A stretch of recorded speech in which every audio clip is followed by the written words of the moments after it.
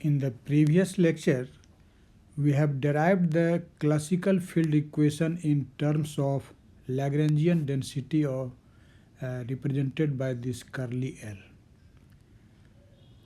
Now today our aim is to express this classical field equation in terms of the Lagrangian of the system, not in terms of the Lagrangian density. So definitely we will need to transform the classical field equation which we have derived in terms of Lagrangian density curly L in terms of the Lagrangian of the field L. Actually, what we have learned in the previous lecture, I have mentioned here for your convenience. You can see that the classical field equation in terms of Lagrangian density, this curly L, reads like this. This is del L by del psi minus divergence of del L by del grad psi minus del t del L by del psi dot equal to 0. You can see that actually this classical field equation in terms of the Lagrangian density curly L is just analogous to the Euler-Lagrange equation which we study in classical mechanics. So you can say that this is just a field analogy, or you can say that this equation is analogous to Euler-Lagrange equation in classical mechanics in the case of a field. Okay, but you know what is Euler-Lagrange equation in classical mechanics? You can see here this equation is like this. This is d dt del L by del qi dot minus del L by del qi equal to 0. You know that this qi are actually the generalized coordinates. These are q1, q2, q3, so on up to qf, where f is the degree of freedom. And when you say qi dot, that means this is del qi by del t, and this is actually the generalized velocity. But when we look upon these two equations, that is the field equation defined in equation A and this Euler-Lagrange equation of classical mechanics, apparently these two do not appear like same.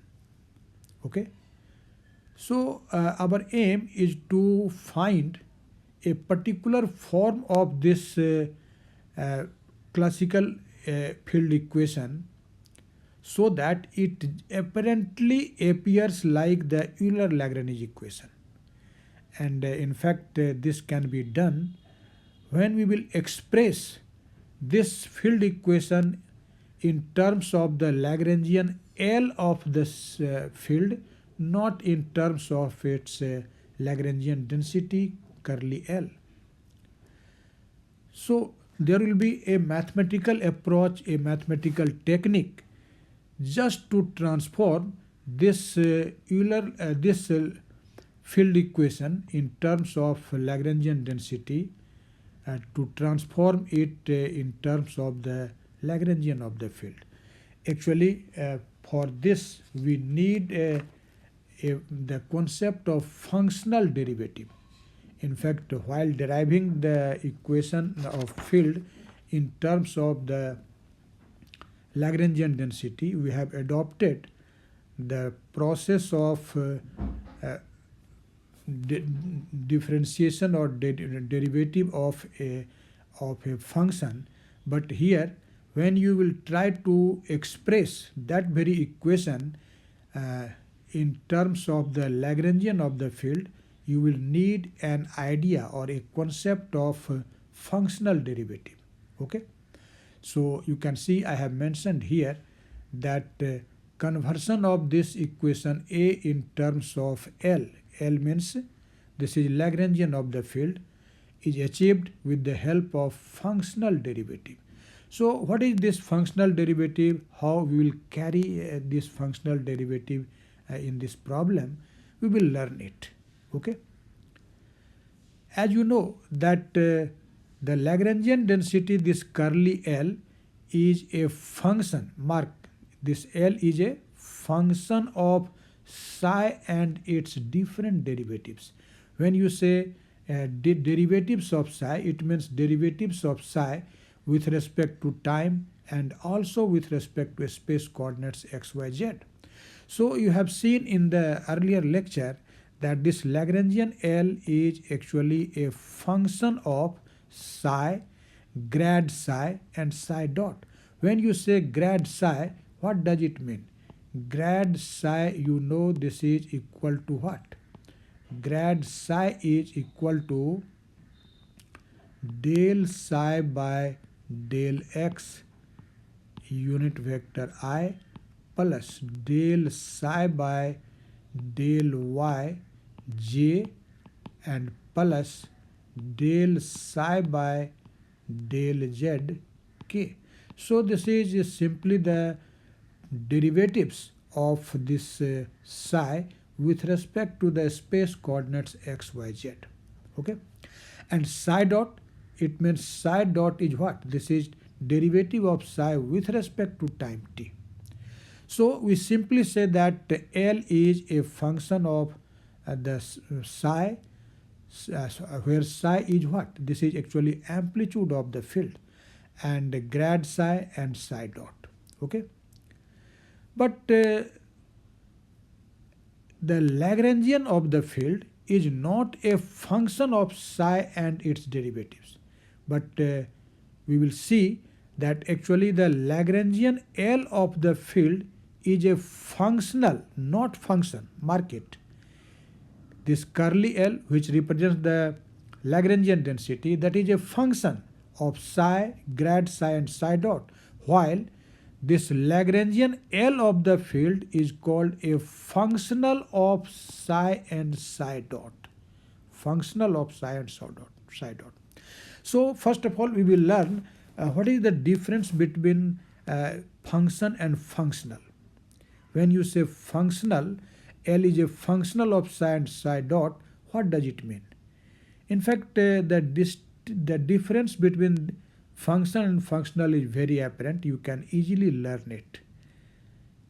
Actually, when we say that any quantity is a function of another quantity, it means that quantity of which the first quantity is a function, that quantity will be also a function, but function of that point where it is defined. Okay. But when you say that any quantity is a functional of another quantity, that means the another quantity will have not a value at a particular point, but it will depend on the values of that quantity in the entire region. So you can see I have marked it here that the distinction is that while value of a function, mark it, value of a function at a point R depends only on the value of the arguments which themselves may be functions of that point, only of that point. But the value of a functional, mark it, the value of a functional depends on its arguments over a whole region or the range. Over the whole region or range. Okay.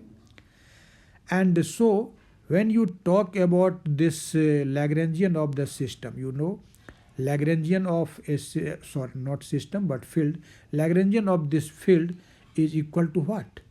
This is the volume integral of the Lagrangian density.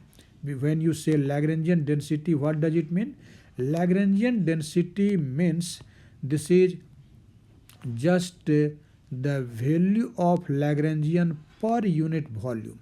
So this L is defined as dl by dv, and that's why we say that dl is equal to this curly L dv, where curly L represents the Lagrangian density, and so the total value of Lagrangian of the field will be just the volume integral of the Lagrangian density.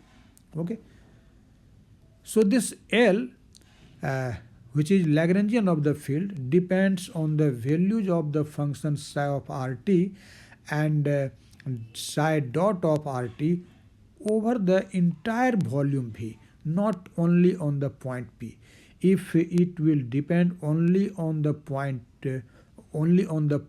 R, then it will be called a function of psi and psi dot. But as the value of L will depend on the value of this curly L in entire volume V, so in this condition you can say that this L, which is Lagrangian of the field, is a functional, not function, but functional of psi of Rt and psi dot of Rt. Okay. And so you can say that the dependence of this curly L on psi is parametric, whereas the dependence of this L, which is Lagrangian of the field, on psi is a functional. Okay. In fact, we distinguish the functional dependence by a proper symbol. It is written inside the square bracket.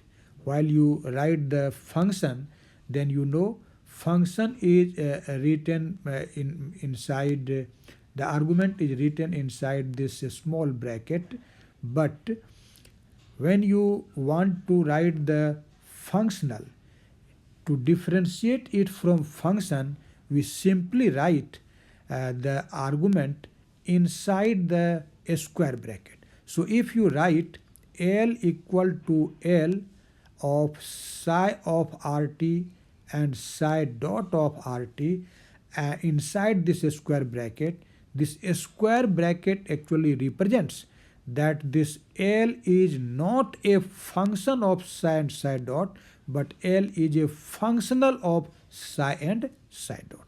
Okay. When you will write this small bracket, in fact then L will be a function of psi and psi dot. Okay. That is the symbol for function. But writing this argument inside the square bracket just indicates that L is not a function of psi and psi dot, but it is a functional of psi and psi dot. So I hope you have understand what is the difference between a function and a functional. Okay.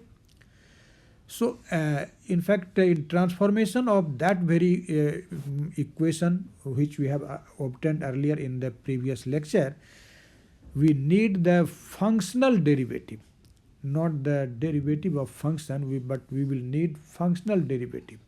So how we can carry out that functional derivative? Now let us see it. Okay. In fact, mathematically, when you talk about a functional, so that functional can be obtained from the concept of function. But how? Actually, we simply say that a functional could be regarded as the continuum limit of a function of discrete variables. It means what? Let us consider that this is our volume V in which you are going to define a functional. So first of all, we will divide this volume V in elementary volumes, or you can say in cells. You can assume that this volume V is divided into different elementary volumes, and all those elementary volumes are called cells. So this, I have shown here that these are different cells, and in a particular, let us say this is an ith cell, and in this ith cell the value of psi is equal to psi I, and that of psi dot is psi I dot in this particular cell. Okay. In fact, in this condition, you can say that as the value of, we have defined the value of the argument psi in a particular cell. So in this condition, we simply say that L, that is the Lagrangian of the field, will be a function of the discrete variables psi I and psi I dot. Okay, in this condition this will be called a function. So Lagrangian of the field, in this condition we can say it is a function of psi I and psi I dot. So I have written this argument inside this small bracket, not inside the square bracket. Okay, so L is equal to L of psi I and psi I dot. Now you can find the delta variation of this L from this equation 2, as you can see that this L is a function of more than one variables. So definitely for getting the delta variation or the change of this L, we will have to adopt the process of partial differentiation. Okay, so what will be delta L? Since you know that if f is the degree of freedom, then it means this I will run from 1 to f. Okay, 1 to f. And in case of field, actually this f is very large, it is simply infinity, we say. But here we have considered the discrete values.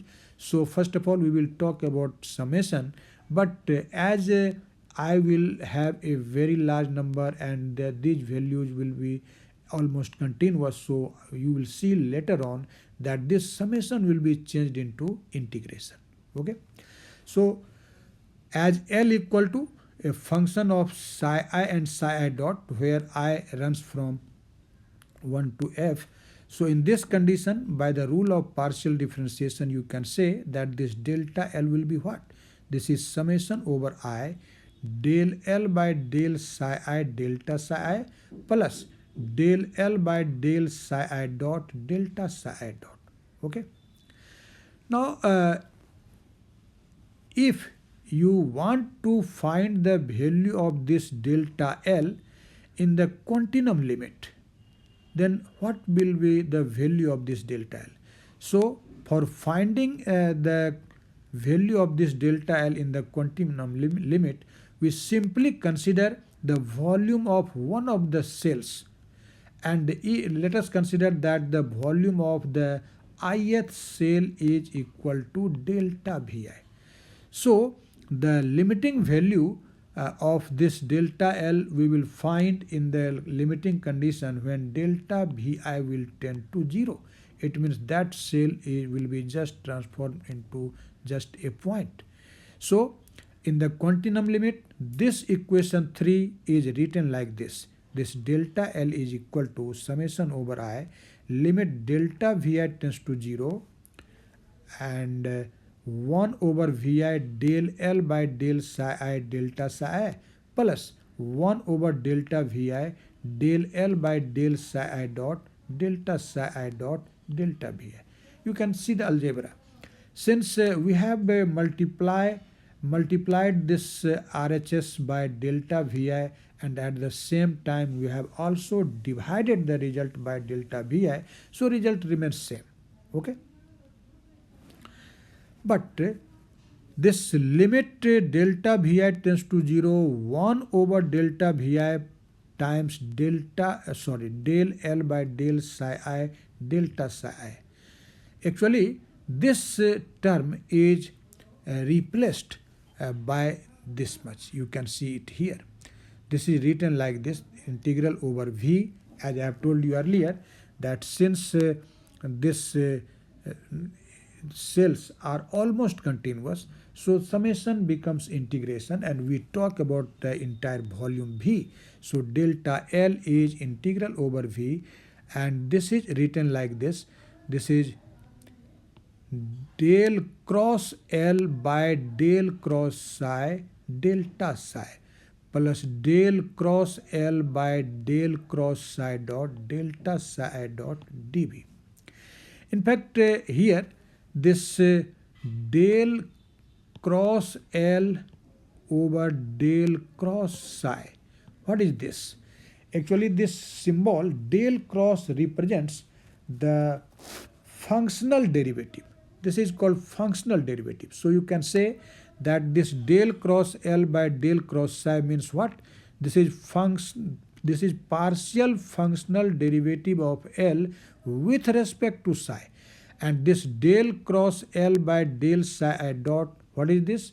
This is functional partial derivative of L with respect to psi dot.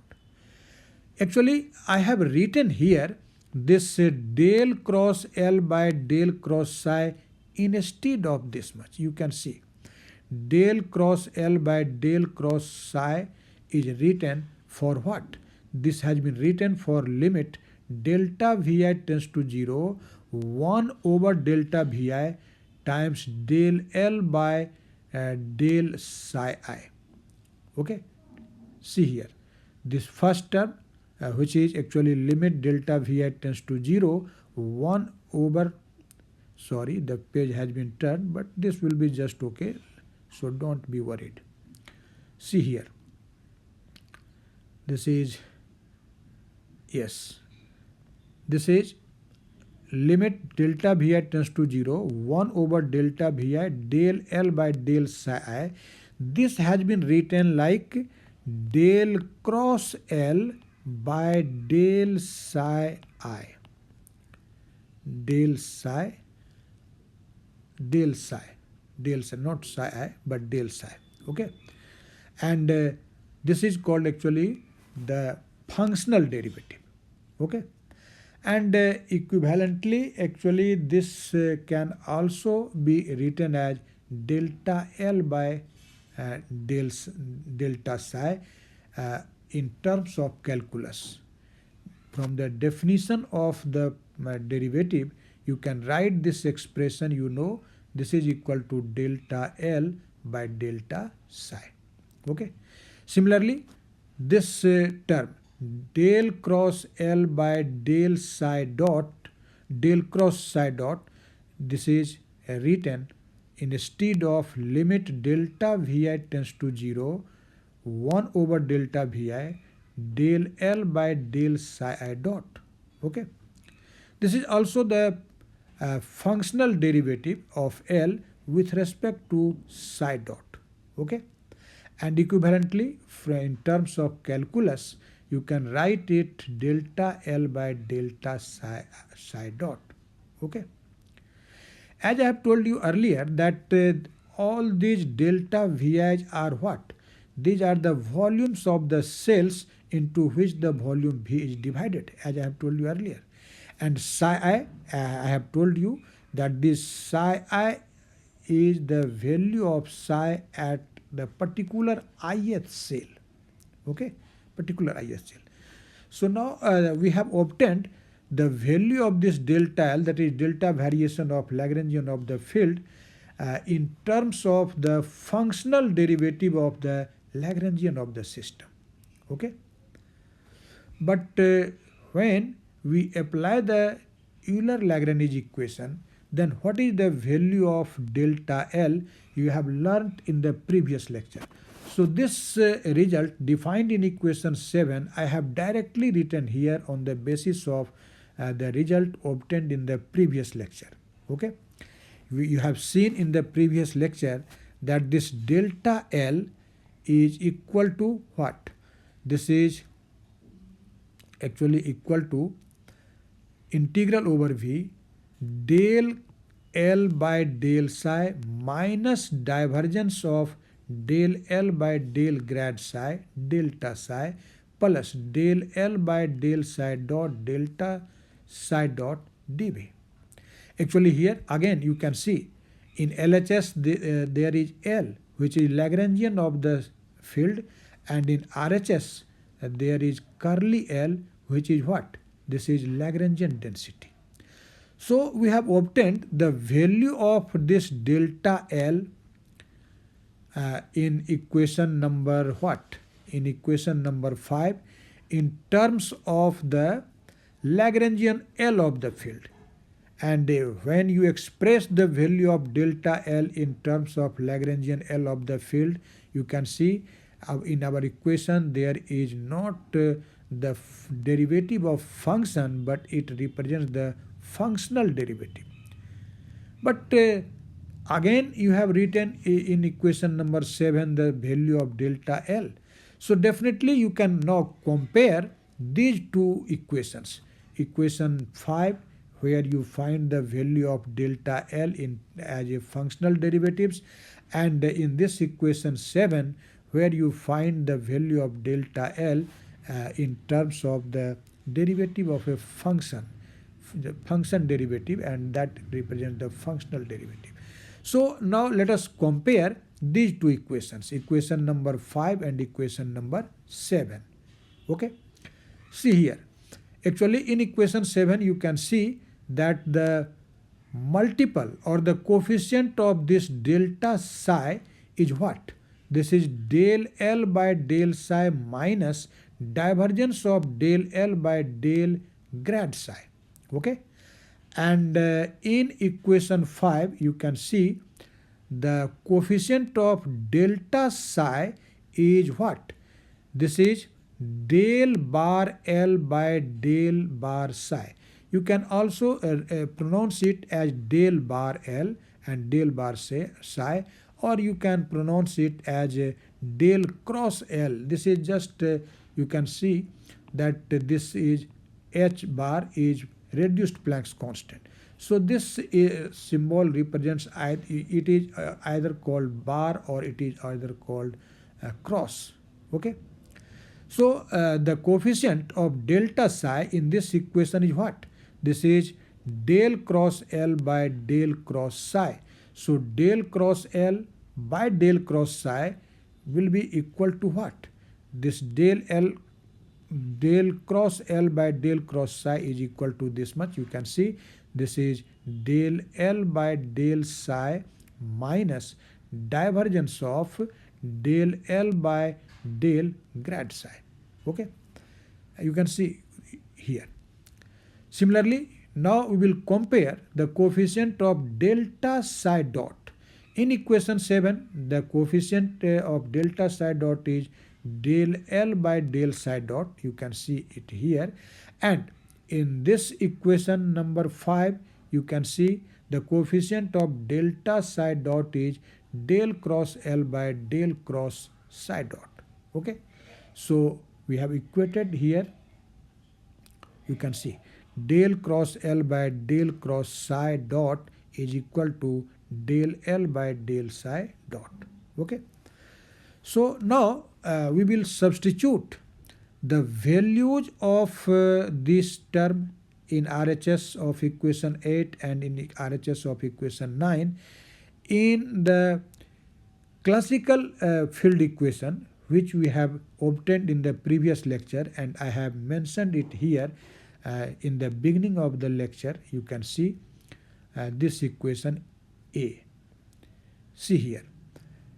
Here del L by del psi minus divergence of del L by del grad psi. You have obtained the value of this like this. This is del cross L by del cross psi. You have just obtained. Okay, and you have also obtained the value of this del L by del psi dot, and you have seen that this is simply equal to del cross L by del cross psi dot. Okay, so now substitute these two values in this equation, and then you will find the field equation in terms of the Lagrangian of the field instead of the Lagrangian density.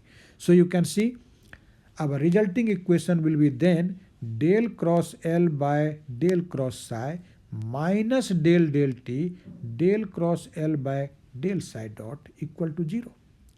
Now you can see that actually this equation is just analogous to the Euler-Lagrange equation of the classical mechanics. I have mentioned that equation earlier. You can see that according to Euler-Lagrange equation, you know this equation is del L by del Qi minus del t del L by del Qi dot, and that is equal to 0. In fact, this minus sign may be taken before the first term, and this second term may be taken positive because in RHS is 0. So you can, when you will compare this resulting equation which we have defined in equation B, which is actually the field equation in terms of the Lagrangian L of the field. This capital L is the Lagrangian of the field, you know. So see the form of these two equations. It is very apparent that these two equations are exactly in form, exactly same in form. You can see. Okay. So it is now very clear that when we will express the Lagrangian of the field as in terms of the functional derivative of the Lagrangian, then the field equation will be just equivalent, completely equivalent, completely analogous to the Euler-Lagrange equation of classical mechanics. Okay. So this equation is the final equation of, or you can say this is the final classical field equation obtained on the basis of Lagrangian formulation of classical mechanics, and this is just analogous to the Euler-Lagrange equation. Okay. Now actually, if you will try to find the form of this equation in case of in a non-relativistic situation, then what will be the form of this equation? Actually, for if you are talking about the relativistic fields, then it will be more convenient to use the covariant form of this equation. Okay. And writing that equation in covariant form, this is equation B, and so you should say that this is equation number C, not B. Okay. This is C. So when we will write that equation B, which represents the classical field equation, then the covariant form of that equation in case of the relativistic field, we can write it like this.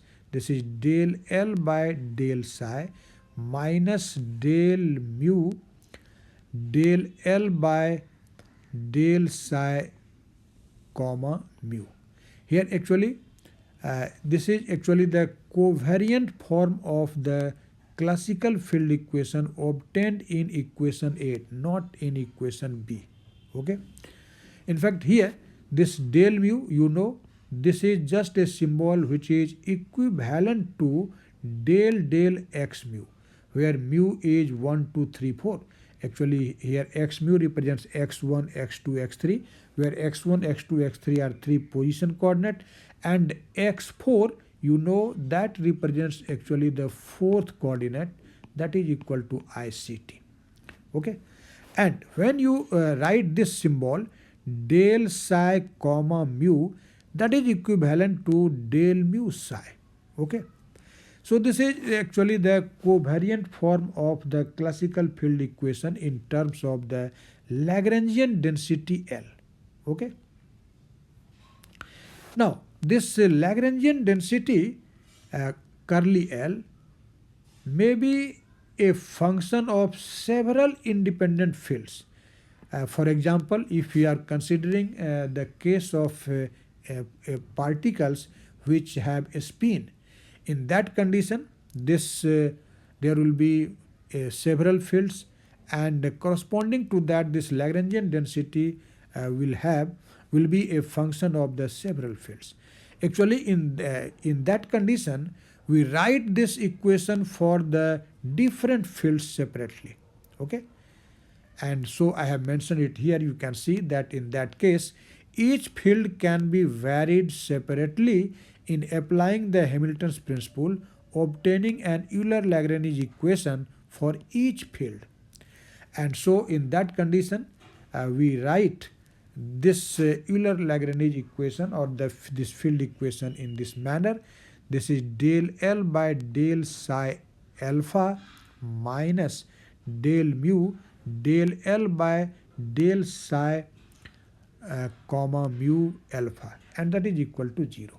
Actually here this alpha is equal to 1, 2, 3, so on n, where this alpha represents the number of fields. When you will put alpha equal to 1, this equation will be for the first field. When you will write the write alpha equal to 2, that will be for the second field. So in this way you can write the field equation for the different fields. Okay, if this Lagrangian density curly L depends on more than one field. Okay, so I hope you have clearly understand how we can transform the classical field equation in terms of the Lagrangian density into the field equation in terms of Lagrangian of the field. Okay, so if it is clear, definitely you should write how you find this video in the comment box. Thank you very much.